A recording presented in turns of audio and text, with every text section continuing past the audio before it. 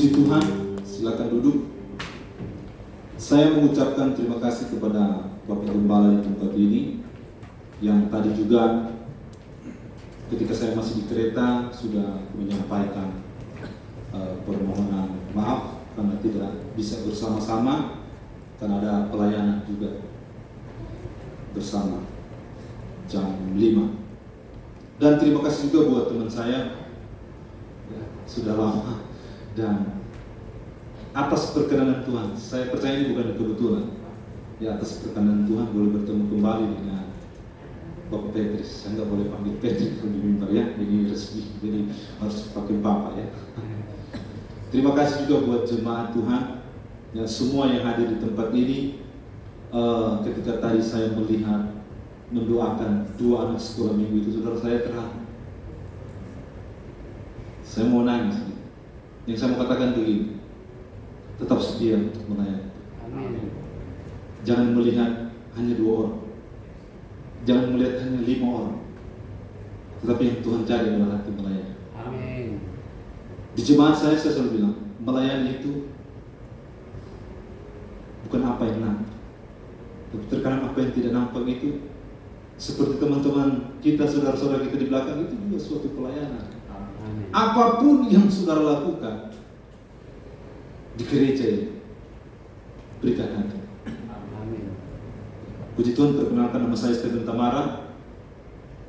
Saya asli Manado, dan atas perkenanan Tuhan boleh melayani di Bandung. Kemarin Bapak Gembala tempat ini, ya, sudah berkunjung di tempat kami, dan sekarang saya berkunjung di tempat ini.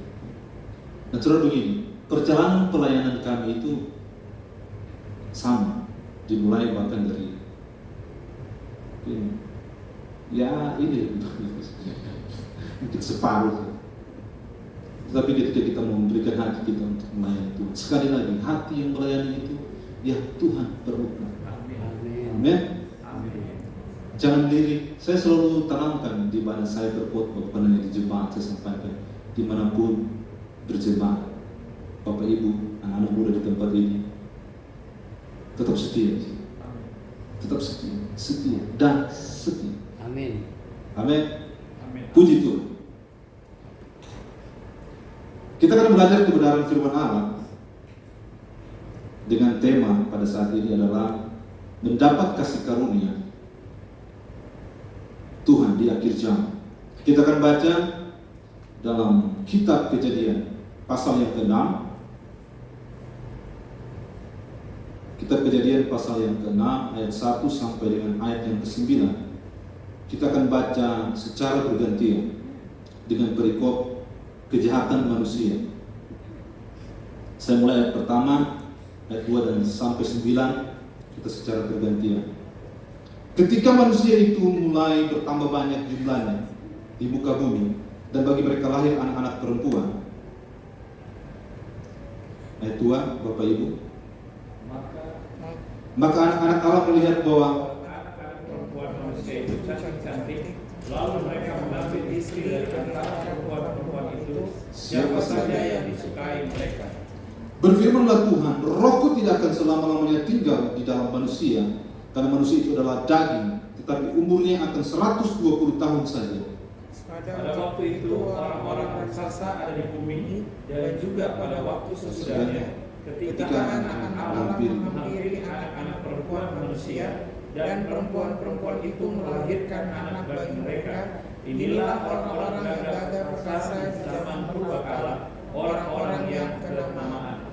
Ketika dilihat Tuhan bahwa kejahatan manusia besar di bumi, dan bahwa segala kecenderungan hatinya selalu membuahkan kejahatan semata-mata, maka menyesallah Tuhan bahwa Ia telah menjadikan manusia di bumi, dan hal itu memilukan hatinya. Berfirmanlah Tuhan, Aku akan menghapuskan manusia yang telah kuciptakan itu dari muka bumi, baik manusia maupun hewan dan binatang-binatang melata dan burung-burung di udara, sebab aku menyesal bahwa aku telah menjadikan mereka. Tetapi Nuh mendapat kasih karunia di mata Tuhan. Sama-sama 9, 2, 3. Inilah riwayat Nuh. Nuh adalah seorang yang benar dan tidak bercela di antara orang-orang sezamannya, dan Nuh itu bergaul dengan Allah, atau terjemahan lain bilang, dan Nuh itu berjalan dengan Allah. Di akhir zaman ini, kemarin saya sudah dengar khotbah dari hamba Tuhan yang berkhotbah, dan kita akan sinergikan. Jadi kita melihat sekarang itu harus begini, dengan kacamata firman Allah. Harus melihat dengan sudut pandang firman Allah bahwa hari-hari ini kita harus sungguh-sungguh hidup mencari Tuhan. Kasih karunia Tuhan ini tidak akan kita dapatkan ketika kita masih hidup dalam dosa. Dan konteks pada kitab Kejadian saat ini adalah kasih karunia karena pada zaman itu kejahatan manusia sangat luar biasa. Ada kan kalau kita berkata, ya puji Tuhan jabatan ini kasih karunia Tuhan, puji Tuhan karena usaha ini kasih karunia Tuhan. Tetapi kita melihat konteks ini adalah kasih karunia Tuhan karena dunia pada zaman itu, orang-orang pada zaman itu sangat jahat dan itu masih orangnya masih sedikit, apalagi di zaman sekarang ini sangat meningkat kejahatan. Makanya saya bilang di kantong Kristen, saya ulang-ulang beritakan, di kantong-kantong Kristen apalagi harus dilakukan penginjilan Tuhan, karena di sana banyak terjadi kejahatan. Kita punya KTP Kristen, tapi tidak hidup sesuai dengan firman Allah. Sekali lagi, untuk mendapatkan kasih karunia Tuhan di akhir zaman ini, kita harus sungguh-sungguh untuk mencari Tuhan.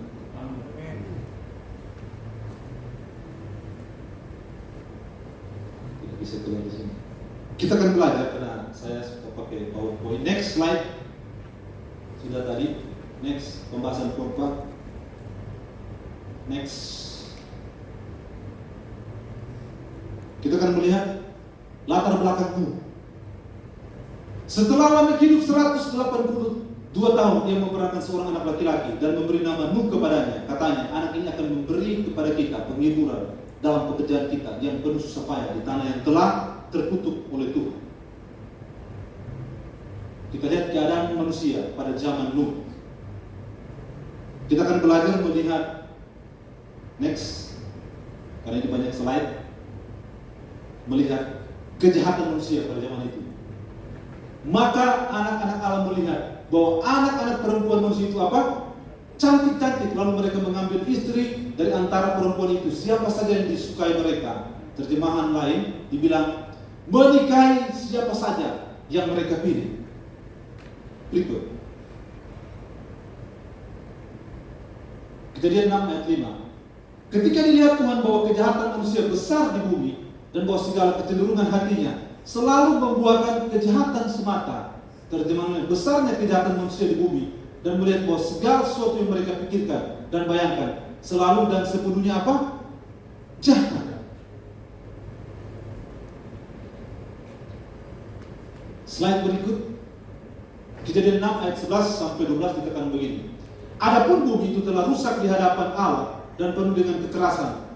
Allah menilik bumi itu dan sungguhlah rusak benar, sebab semua manusia menjalankan apa? Hidup yang rusak di bumi. Bayangkan saudara, saya melihat terjemahan lain supaya kita melihat kekayaan Alkitab, melihat kekayaan firman Allah, bahwa menjalankan hidup yang rusak di bumi pada zaman itu sudah sangat rusak. Apalagi zaman sekarang. Maka saya bilang sungguh-sungguh kita mencari Tuhan, kita tidak usah melihat yang Israel dan yang ada di Timur Tengah sana. Saya bilang itu bagus, karena apa? Firman Allah sedang digenapi. Tapi sekarang kita lihat di diri kita, dengan peristiwa yang ada, kita melihat Tuhan sudah bilang kan tanda-tanda zaman akan terjadi ini. Harusnya kacamata kita itu melihat yang jelas. Ini sudah dekat. Walaupun di 2 Petrus pasal 3 ada orang bilang, dari dulu saya sudah dengar akhir jam. Mana janji itu? Itu bagi orang-orang yang tidak mau menerima kerjaan Allah. Tetapi bagi saya dan saudara, untuk menerima kerjaan Allah, kita harus sungguh-sungguh memperhatikan apa kata firman Tuhan. Tidak usah perhatikan apa kata orang. Amin. Kita melihat firman Allah.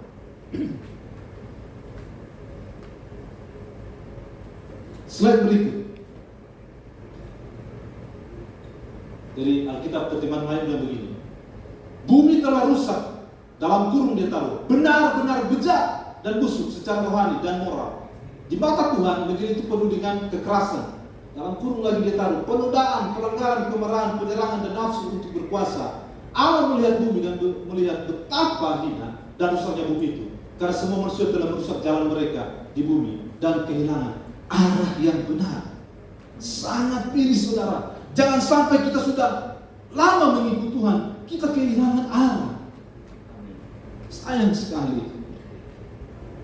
Jangan sampai kita kehilangan arah. Saksi hidup ada di depan saudara. Saya hampir kehilangan arah. Dan hanya oleh kasih karunia Tuhan bawa kembali. Saya banyak kehilangan arah dalam hidup saya. Tapi karena kasih karunia, makanya saya ngerti apa itu kasih karunia. Kasih karunia itu akan membuat kita itu yang kita dulu angkuh akan kesini menjadi orang yang benar. Yang dulu kita sombong atau bahasa lebih kasarnya lagi, kita patantang patente. Ketika tahu kasih karunia itu, kita akan menjadi orang yang rendah, pribadi yang rendah. Amin. Berikut. Nah, jadi pertanyaan sekarang, saya slide per slide kalau saya bahas tidak cukup itu 45 menit ya. Jadi saya cepat-cepat saja. Nah, jadi bukan begini. Kenapa Nuh mendapat kasih karunia di mata Allah? Kenapa saya, Stephen Tamara, atau kenapa jemaat Tuhan di tempat ini mendapat kasih karunia Tuhan? Tentunya ada penilaian Allah yang Allah lihat di dalam kehidupan saya dan saudara, sehingga kita mendapat kasih karunia Tuhan. Tidak mungkin kalau kita hidup dalam dosa, kita mendapat kasih karunia Tuhan. Mustahil, saudara. Tetapi ada penilaian Allah sekali lagi melihat kehidupan kita, sehingga kita mendapat kasih karunia di zaman yang lebih rusak dari zaman Nuh. Saya bilang, di zaman orangnya lebih rusak dari zaman Nuh. Makanya perlu kita berjalan dengan kasih karunia Allah.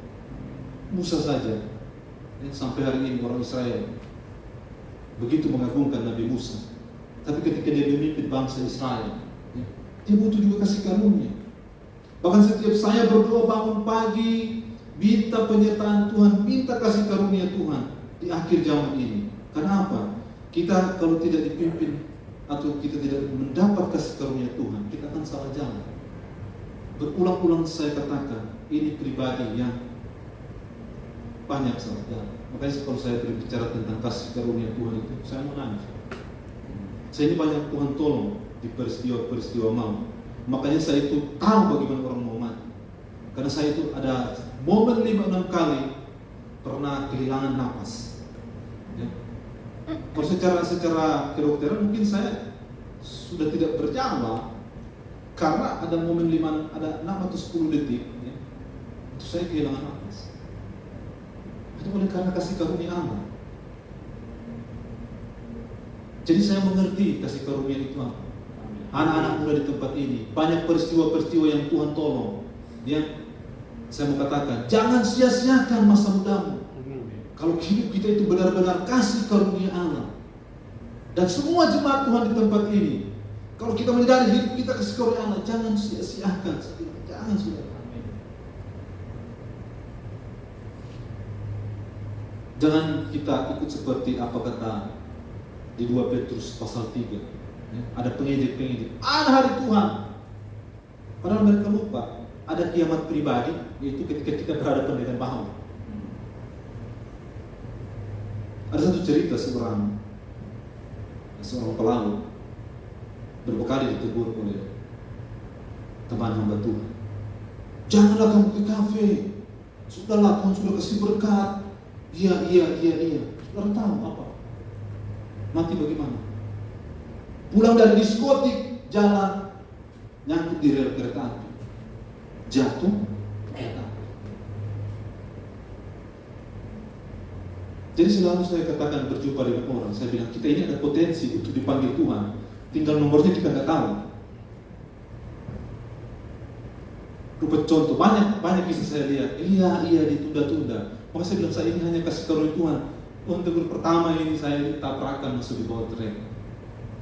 Baru saya panggil itu nama Yesus. Gereja hanya sebelah, sini rumah tempat tinggal, speaker ini gereja. Bayangkan saudara. Sudah dipanggil gembala, karena gembala sambil bercanda. Pak Stephen, ditunggu sama Tuhan Yesus. Nantilah. Nanti Bapak Gembala, nanti ditunda, kecelakaan. Hampir mati. Jadi sekali lagi saya bilang, kalau Tuhan kasih kesempatan kita hidup pada hari ini, saya tahu pasti ada banyak peristiwa yang saudara lewati. Orang-orang di tempat ini, jebatan di tempat ini. Dan boleh ada sampai saat ini kasih karunia Tuhan. Sekali lagi jangan sia-sia. Amin. Kita akan lihat poin-poin selanjutnya.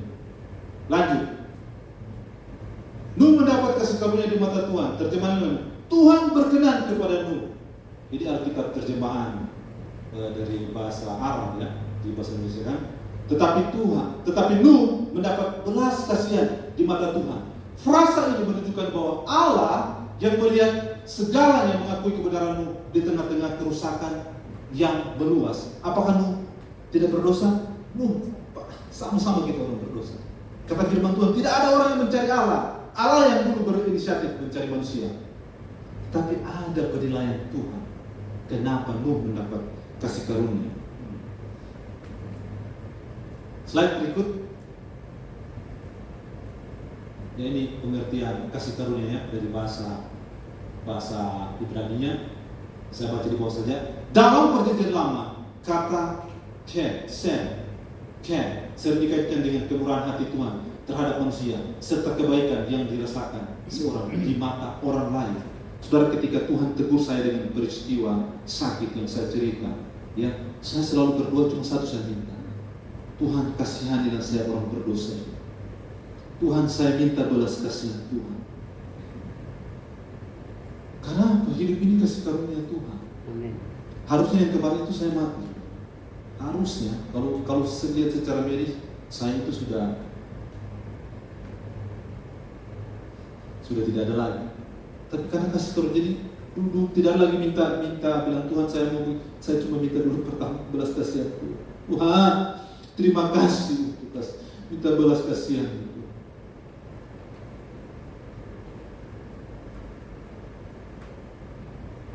Berikut dikatakan begini, inilah riwayat Nuh.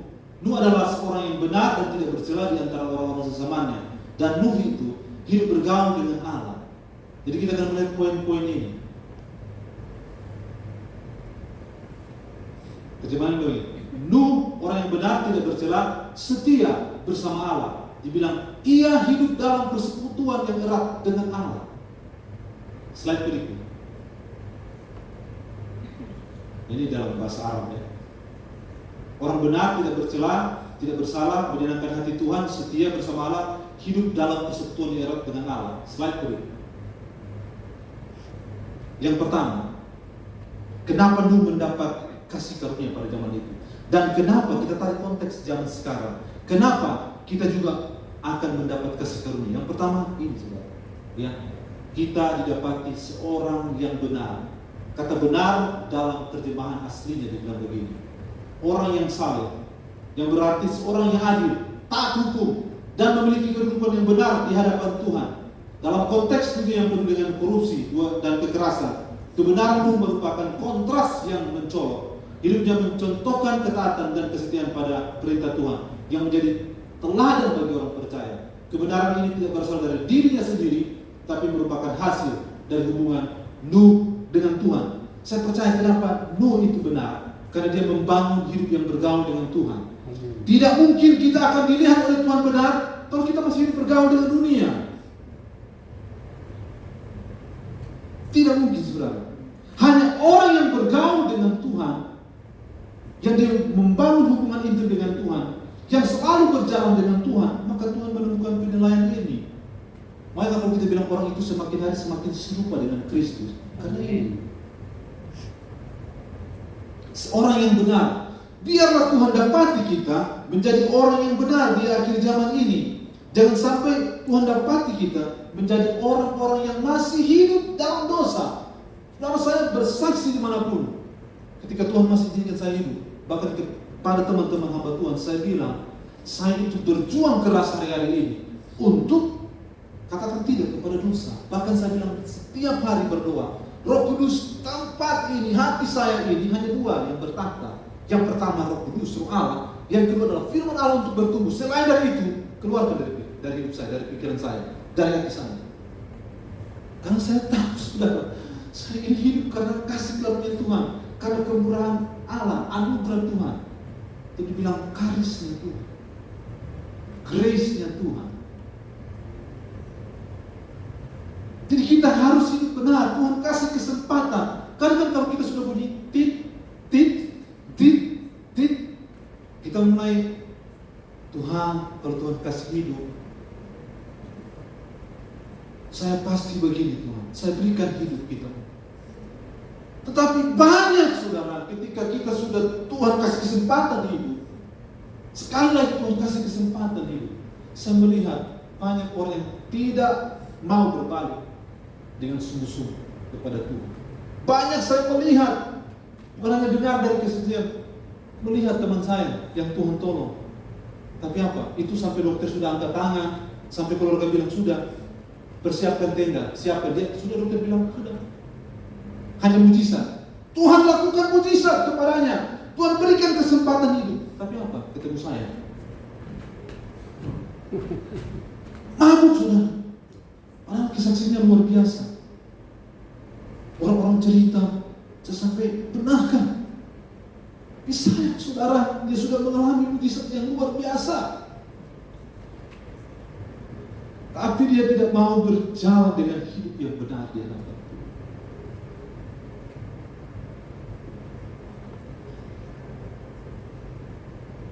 Yesus mengecam kota-kota, tempat-tempat di mana dia banyak melakukan mujizat. Kita akan baca tidak ada di slide-nya.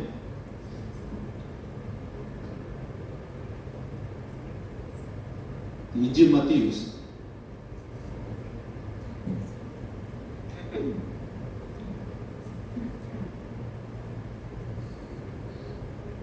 yang pasal ke-11, Injil Matius pasal yang ke-11 ayat yang ke-20. Kita baca bersama-sama 2-3. Injil Matius pasal yang ke-11 ayat ke-20, kita baca bersama-sama 2-3. Lalu Yesus mulai mengecam kota-kota yang tidak bertobat, sekalipun di situ dia paling banyak melakukan apa? Mujizat.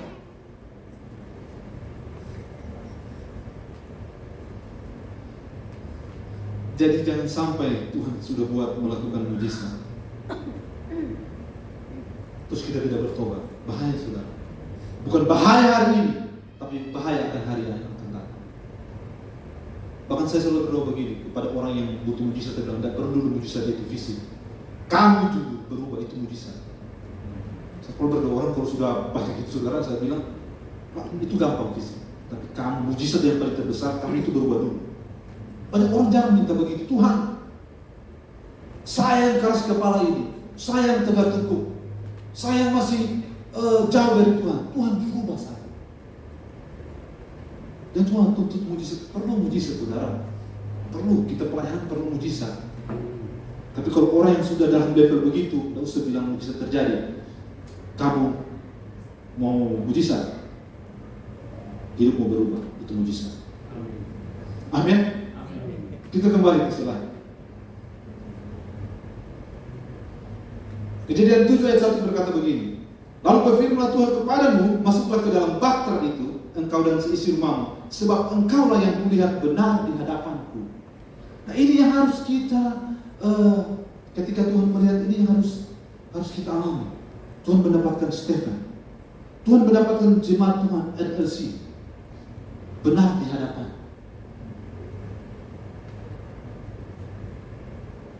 Yeskiel 14 ayat 14 bilang begini, biarpun di tengah-tengahnya berada ketiga orang itu, yaitu Nuh, Daniel dan Ayub, mereka akan menyelamat hanya nyawanya sendiri karena kebenaran mereka. Karena kebenaran mereka, bukan orang lain, kebenaran mereka. benar atau bahasa tadi yang bahasa aslinya adalah kata sifat yang menggambarkan seseorang sebagai orang yang lurus atau adil. Jadi sadik berkaitan dengan seseorang yang sesuai dengan standar yang tepat dalam kurung benar, yaitu standar Tuhan, menjadi penentu utama dari apa yang mendefinisikan kebenaran yang dapat diterima oleh Tuhan. Jadi saudara, jemaat Tuhan di tempat ini, biarkan kebenaran itu atas penilaian Tuhan, bukan ini. Jadi jangan kita suka menghakimi orang juga. Lebih baik kita cek diri kita sendiri, apa kita ini sudah hidup benar di hadapan Tuhan. Kita tidak usah urus orang-orang lain. Kenapa? Pandangan kita itu bisa salah. Kenapa? Tuhan bilang, firman Tuhan bilang apa? Di hadapan, di mata Tuhan, kita kedapatan apa? Hidup benar. Yang kedua, tidak bercela. Ini ya, saudara nanti tadi waktu video pembuka ada satu kata ini, ya, integritas. Tidak bercela, menyampaikan kekasih tentang kelengkapan integritas. Kalau bicara tentang integritas ini saudara, simpelnya kalau dalam bahasa Latin integritas, integre, tetap tegak berdiri. Apapun yang saudara hadapi saat ini tetap di situ. Jangan bergeser. Goyang boleh, tapi tetap pijakannya ada di situ, di mana. Jangan saudara pindah kanan, pindah kiri, maju mundur dan lain sebagainya. Tetap itu integritas. Artinya apa? Ucapan ini dan tindakan kita itu sama berjalan. Artinya kata bilang begini, lebih baik biarkan suaramu, tindakanmu jauh lebih bersuara keras daripada suara kita. Dan itu semenjak saya menerima kasih karunia, saya jaga baik-baik integritas, apalagi dalam dunia pelayanan. Hati ini saya jaga baik-baik, Bapak. Saya cerita kepada teman hamba Tuhan, saya dulu siksa banyak menyimpan sampah dan mengeluarkan itu butuh perjuangan. Kalau bukan kekuatan Roh Kudus saya tidak bisa. Makanya saudara saya bilang, saya jaga integritas karena saya tahu kalau kita simpan sampah itu kita yang siksa. Pernah lihat taruh sampah atau ikan punya ikan itu taruh di rumah seminggu lah, saudara bisa tahan baunya itu? Tidak bisa kan? Lagi ada di sini. Nah, saya sekarang saudara bersaksi dimanapun, bukan hanya ngomong, tapi ketunjukan.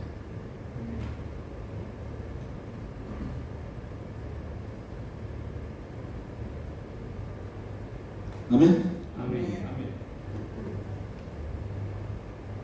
Yang berikut, poin yang ketiga,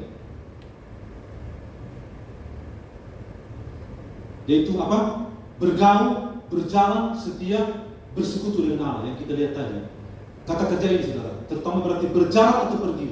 Di luar arti harafiahnya, halak sering digunakan secara metaforis untuk menggambarkan perilaku atau cara hidup seseorang yang menunjukkan cara hidup atau berperilaku sesuai dengan perintah atau prinsip moral Tuhan. Makanya kalau tadi saya katakan, kalau kita sering bergaul dengan Tuhan, kita sering berjalan dengan Tuhan, bersekutu dengan Tuhan, maka yang tampak itu bukan kita lagi. Hidupku bukan aku lagi, melainkan Kristus yang hidup di dalam aku. Maka sudah akan kelihatan orang yang bergaul dengan Tuhan, akan kelihatan perubahannya dalam ucapannya, dalam tindakannya. Akan kelihatan. Tidak usah kita mau keluar-keluar, saya bisa nilai. Kenapa saya itu alami, saudara? Kalau saya kurang bergaul dengan Tuhan, dalam tindakan pasti kelihatan. Kan dibilang, buahnya. Setiap hari kita bergaul dengan Tuhan. Contoh begini, kalau saya bergaul dengan Tuhan, kalau setiap hari kita baca buku apa, itu akan kelihatan. Cara berpikir kita, cara bertindak kita akan kelihatan. Apalagi kita bergaul dengan Tuhan, pasti karakter Tuhan yang keluar.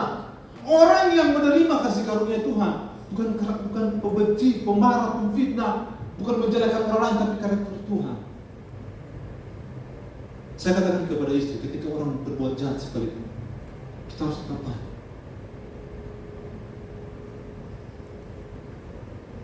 Ketika orang berbicara tentang orang lain, ada di situ saya pasti sudah mulai hari-hari sudah mulai.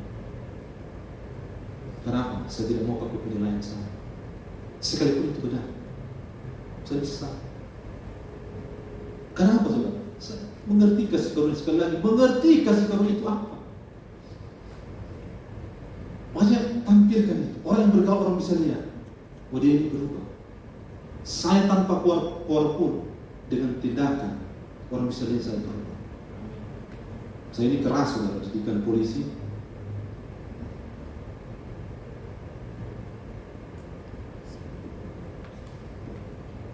Saya keras, batu atau tegar tengkuk, di atasnya lagi degil. Nah itu dia, keras. Tapi bersyukur sekali lagi kasih karunia itu. Amin. Jadi hari-hari ini kita mau bergaul, berjalan dengan Tuhan, sehingga Tuhan, ini anakku, dia layak untuk menerima kasih karunia Tuhan. Bukan karena kita ini orang sempurna, tapi dari cara hidup kita. Artinya begitu, kita ada progres. Orang yang penilaian Tuhan pasti dia tahu kerohaniannya ini bertumbuh, layak tuh. Berikut.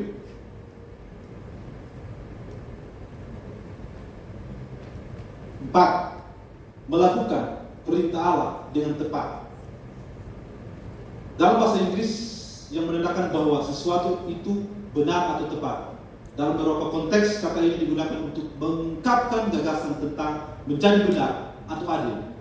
Kepatuhan yang tepat pada instruksi Tuhan berfungsi sebagai model bagi orang percaya. Itu menggarisbawahi pentingnya mengikuti perintah Tuhan tanpa penyimpangan tepat. Saudara kalau belajar tentang dosa, hamartia, hamartologi. Jadi kan kalau orang memanah itu ada satu titik yang tengah itu, ya, kan ada angka 10, tapi ada titik yang paling kecil itu. Kalau kita memanah masih di sini, tetapi itu dosa. Kalau bagi pandangan manusia kan dia jago 10, tapi yang Tuhan mau yang tepat di titik itu. Hamartia itu artinya meleset. Contoh, saudara datang ke ibadah, tapi pikiran masih melayang-melayang, itu berdosa.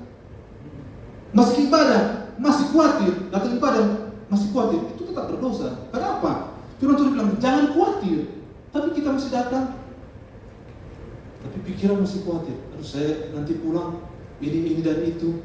Aduh, saya punya urusan, anak punya pendidikan dan lain sebagainya. Tapi masih begitu. Itu tetap berdosa, bro. Makanya datang di ibadah pun kita harus tepat. Saya katakan, tak usah kepada jemaat, kepada saya bilang hari Jumat saya harus persiapkan dulu. Oh nanti hari Minggu atau Minggu subuh baru setrika baju. Saya itu belajar persiapkan bertemu dengan kekasih jiwa. Masa kita kalau bertemu dengan kekasih kita persiapkan wangi-wangi. Bertemu Tuhan masih dengan, tapi persiapkan itu. Orang yang sudah menerima kasih karunia akan segala sesuatu melakukan dengan tepat, tidak asal-asalan. Kalau Tuhan bilang 30, karena lihat Saul, perintah Tuhan datang supaya habiskan semua. Tapi Saul apa? Dia masih kasih kesempatan satu orang hidup. Kalau pandangan manusia itu baik, tapi di mata Tuhan itu jahat. Iya kan? Perintah Tuhan. Kita belajar itu, makanya saya bilang integritas tadi. Tegak berdiri. Bapak Gembala, Ibu Gembala, para pelayan di sini tidak lihat, tetap setia melayani Tuhan. Cuma 2 orang tadi, saya terharu ya, terus terang. Tetap setia melayani. Maka kasih karunia itu akan datang kepada para Amin. Amin. Next slide. Ada satu kutipan berkata begini dari seorang teolog, bahwa Nuh tidak melakukan apapun setengah-tengah dan ia tidak mencoba tawar-menawar dengan Tuhan tentang semua hewan itu, karena ia percaya kepada Tuhan. Ketika ia berkata bahwa banjir akan datang, ia tidak punya alasan untuk mempertanyakan rancangan bahtera atau kebutuhan untuk menyediakan uang bagi semua hewan darat. Tuhan mengatakannya dan ia menyelesaikan masalah bagi Nuh. Jadi kalau Tuhan bilang pergi, layani seberapa pun jiwa yang ada, layani saudara. Tepat. Saya terlatih kalau 2 orang, 3 orang, saya terlatih. Bahkan saya melayani pernah jalan kaki pulang pergi 10 kilo tanpa dapat apapun, tapi saya mendapat sukacita melayani pengunjung. Orang tak tahu saya berjalan, ya sudah sekarang tahan lapar, mau jatuh, waduh sudah lihat matahari ini seperti biru. Itu melayani harus tepat. Jangan 1000 baru kita semangat, mau roboh ini. Tapi begitu cuma 2, 3, sudah tidak bertenaga. Harus semangat. Amin. Amin. Amin.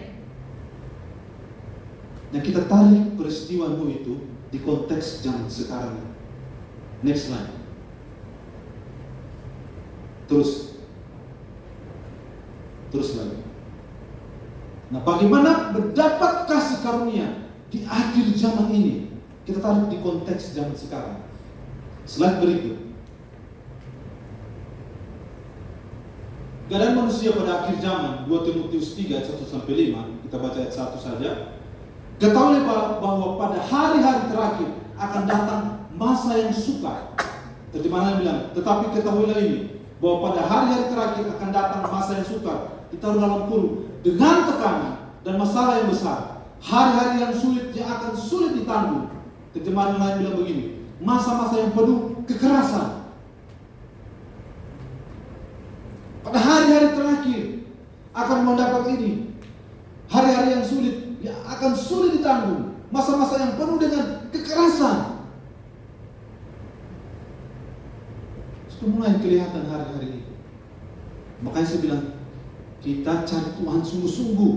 Yang sudah mendapat kasih karunia Tuhan, cari Tuhan sungguh-sungguh. Jangan buang-buang waktu. Amin. Firman Tuhan bilang, pergunakan waktu yang ada. Berikut.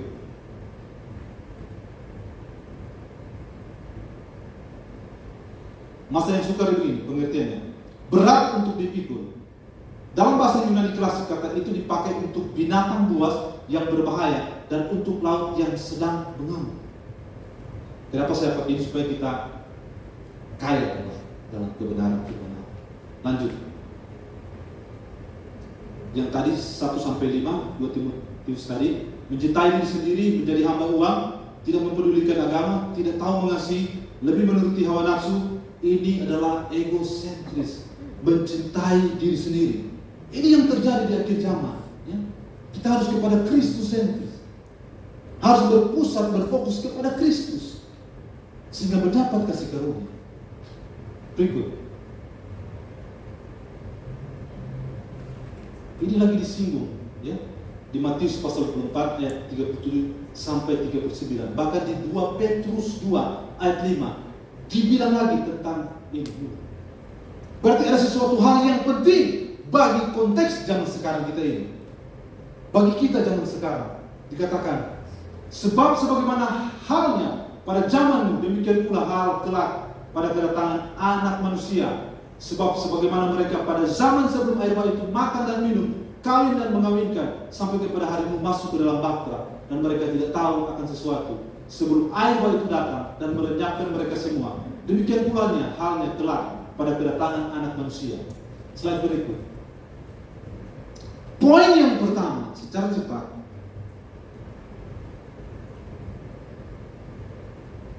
dikatakan di Matius 24 ayat 13. Dibilang apa? Tetapi orang yang bertahan sampai pada kesudahannya akan apa? Selamat. Tetapi orang yang berdiri teguh sampai akhir akan apa? Diselamatkan. tetapi orang yang bertekun sampai akhir akan diselamatkan. Jadi bertahan, berdiri teguh, bertekun sampai kepada akhir zaman. Orang-orang yang ingin mendapat kasih karunia Tuhan harus bertahan, bertekun, dan apa? Berdiri teguh. Kalau saudara tidak bertahan,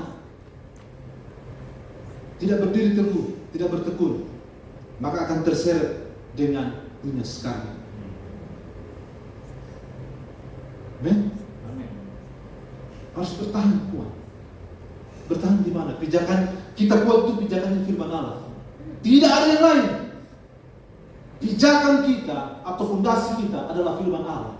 Ketika terpaan itu datang, masalah itu datang, persoalan pergumulan itu datang, kita mungkin ada goyang-goyang sedikit, tetapi tetap kaki kita berdiri di atas kebenaran firman Allah.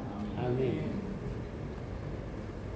Sekalipun mungkin ada tawaran dunia, oh ini sangat menguntungkan, tapi ingat, kehidupan yang kekal jauh lebih berarti daripada dunia ini.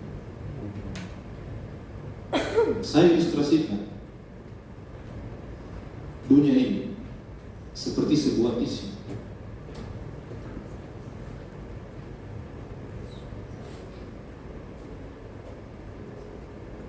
Kalau dunia ini pegang begini saja, pegang paling ujung, kalau bisa pegang paling ujung.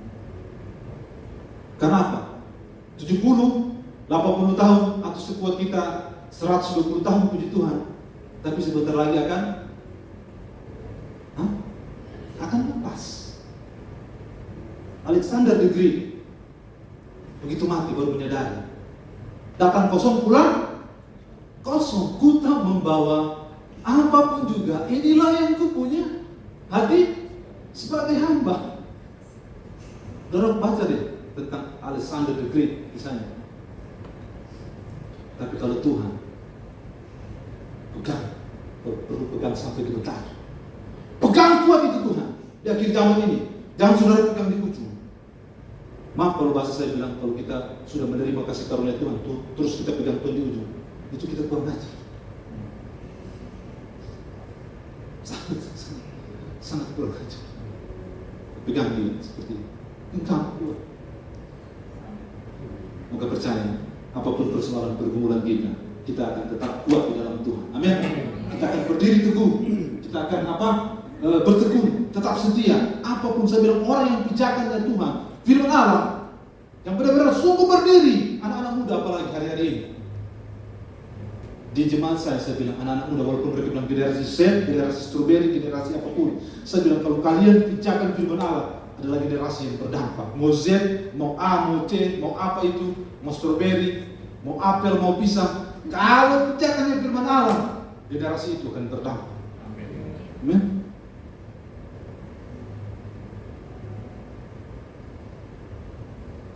Slide berikut. Sudah mau habis waktu, terus lagi. Nah, ini ada satu dari Henry Morris, dia berkata begini.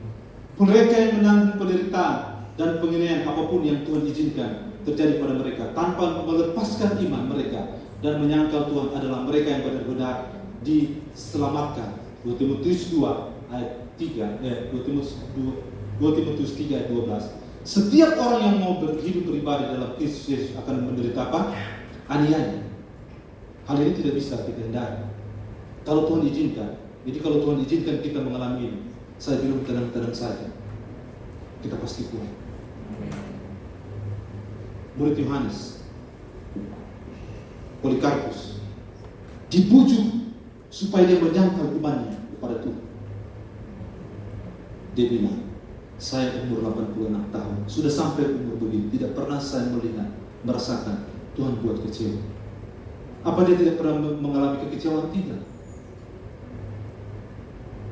Pasti dong ada hal-hal yang kecewa. Tapi apa? Karena dia bergaul dengan Tuhan, dia bertahan, maka dia akan melihat pembelaan Tuhan, kekuatan orang yang selalu hidup bertahan dengan Tuhan, pijakannya firman Allah. Kekuatan itu saudara supranatural, itu susah saya jelaskan gitu.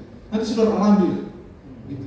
Mau jelaskan dengan kata-kata, karena itu hal yang supranatural.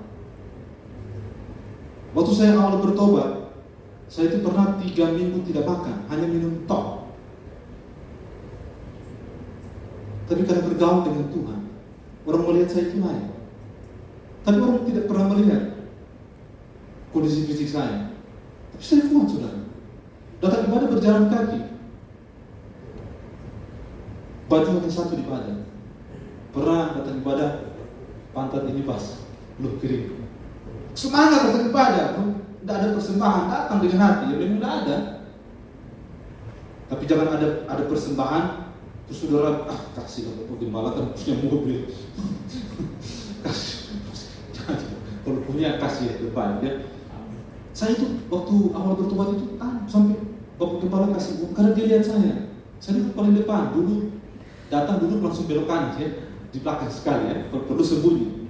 Terus sekarang awal bertobat, yang penting lihat ya, jangan ada tamu kita main duduk ya. Pas saya di depan, mungkin Bapak Gembala itu lihat saya selalu pas persembahan. Ya memang tidak ada saudara, Tuhan izinkan memang minus. Tapi semangat datang ibadah. Karena menerima kasih karunia Tuhan.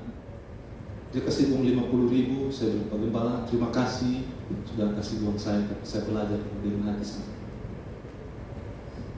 Karena saya tahu dulu saya Tuhan kasih berkat, saya tidak seperti itu. Ya, saudara. Malah cari-cari yang paling kecil. Ya. Tapi kalau saudara sudah menerima kasih karunia Tuhan, kasih yang terbaik. Bukan gembala di sini, tapi untuk Tuhan melalui pelayanan di sini. Amin. Yang terakhir, terus yang terakhir, poin yang terakhir. Tadi berjaga-jaga.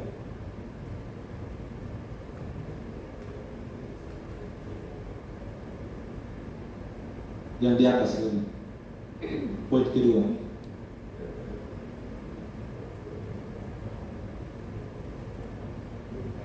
Lagi ke atas, berjaga-jaga, poin kedua. Yang kedua, Matius 24 ayat 40 berkata begini, karena itu berjaga-jagalah sebab kamu tidak tahu pada hari mana Tuhanmu datang. New American Standard Bible berkata, karena itu waspadalah. Alkitab terjemahan lain bilang berjaga-jagalah, bangunlah. Jadi poin yang kedua untuk mendapat kasih karunia Tuhan yaitu berjaga-jagalah, waspadalah, bangunlah. Rohani kita yang sudah tidur kembali bangun, berjaga-jaga, waspada. Kalau kita tidak waspada, ketika iblis datang, dia dapat menarik untuk kembali main lumpur lagi. Itu saya ilustrasikan seperti itu. Saya pernah tidak waspada. Yang dulunya saya begitu giat bergaul dengan Tuhan, tapi ketika tidak waspada, tidak bangun, rohani saya tertidur, iblis datang dan dia seret lagi saya. Sekali lagi, hanya oleh karena kasih karunia Tuhan, kemurahan Tuhan, saya bangun kembali. Saya sadar kembali, saya berjaga-jaga kembali, karena saya tahu Dia akan setiap saat untuk datang dan membawa kita terseret lagi, main lumpur lagi, main dosa lagi, bahkan bisa lebih jahat lagi. Seperti saya katakan tadi, ada yang sudah mengalami mujizat, tidak waspada, tidak berjaga-jaga, tidak bangun. Orang tidak mungkin kan bangun seperti ini, mana WC, mana toilet, pasti buka mata gitu ya. Ada aktivitas kita waspada, ada tembok geser sedikit, jangan nabrak sebenarnya. Amin. Amin. Yang terakhir, kesimpulan. Maafkan saya kalau waktu ya lewat. Terakhir, kesimpulan. Ada 4 poin kesimpulan, kita baca. 2, 3. Pergunakan kasih karunia yang kita alami dengan 1, bergaul, berjalan, setia, bersekutu dengan Allah. Yang kedua, tetap pertahankan hidup benar di tengah-tengah dunia yang tidak benar dan jahat. Yang ketiga, melakukan perintah Allah dengan tepat, tanpa ditambah dan tanpa dikurangi. Yang keempat, hidup tidak bercela, menjaga kekudusan hidup. Amin. Tetap semangat di dalam Tuhan, Amin. Jangan loyo-loyo. Amin. Ya, bangun. Mau berapa orang saya katakan kepada teman saya, kalau Tuhan sudah percayakan di sini, kau semangat. Amin. Tuhan memberkati pelayanan di tempat ini, ya, buat Bapak Gembala walaupun tidak ada bersama dengan kita. Tuhan yang memberkati pelayanan di sini. Amin.